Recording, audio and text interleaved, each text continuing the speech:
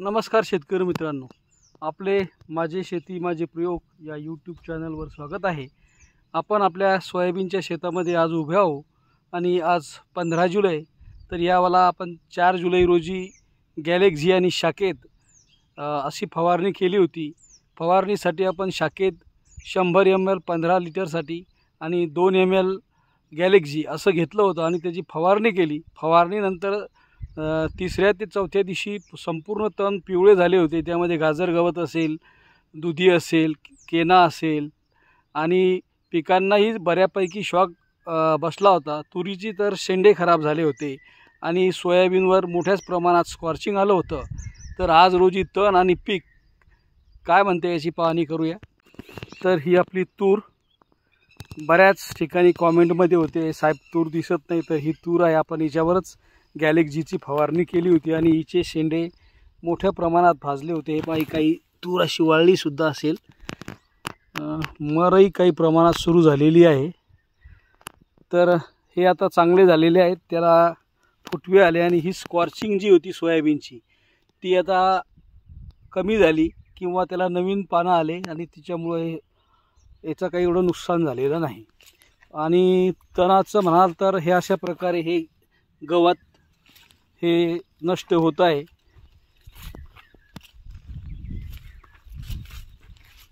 तुरीवर काही आता हा मोठा केना होता, पण याची वाढ नक्कीच थांबलेली आहे, काही पाने जळालेली आहेत।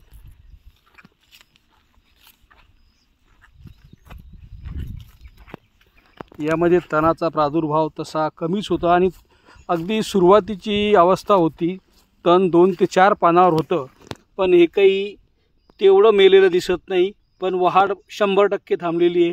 हा केना तसाच आहे, गाजर गवतही अजून आहेच।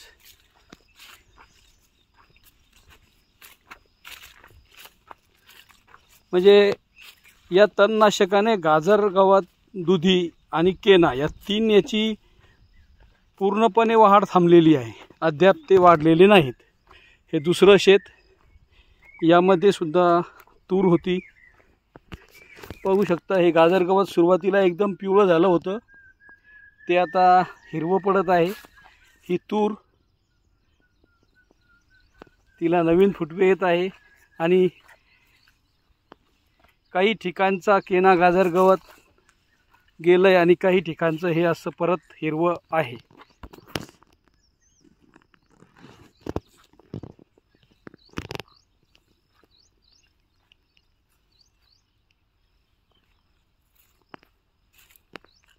हे बऱ्याच ठिकाणी आता हे काही नवीन उगवलेलं आहे आणि काही मधलं आहे ते गेलेलं आहे आणि केना मात्र उभा आहे डौलात, त्याची वाढ थांबलेली आहे।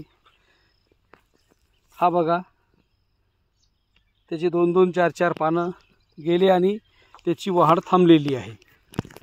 दुधीचं सुद्धा असंच झालेलं आहे। म्हणजे सुरुवातीच्या काळात फवारणी केल्यानंतर पीक आता सोयाबीन आपण बघू शकता बरीच मोठी झालेली आहे।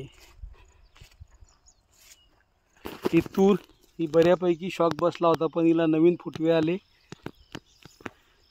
तर तण फक्त वाढ थांबते, फार छोटं असेल तर ते जाते आणि एखाद्या वेळेस जर त्याला चांगलाच सतत पाऊस झाला तर ते सुद्धा पिवळं पडून परत हिरवं होते।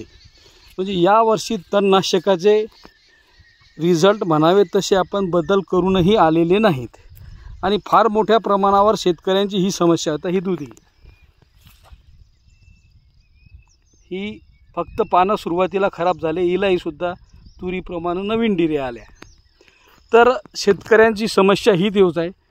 भारतामध्ये किंवा महाराष्ट्रात आपण उदाहरण घेतलं तर अब्जावधी रुपये या तणनाशकाच्या फवारणीसाठी शेतकरी खर्च करतो आणि त्याचा म्हणावा तसा रिझल्ट येत नाही।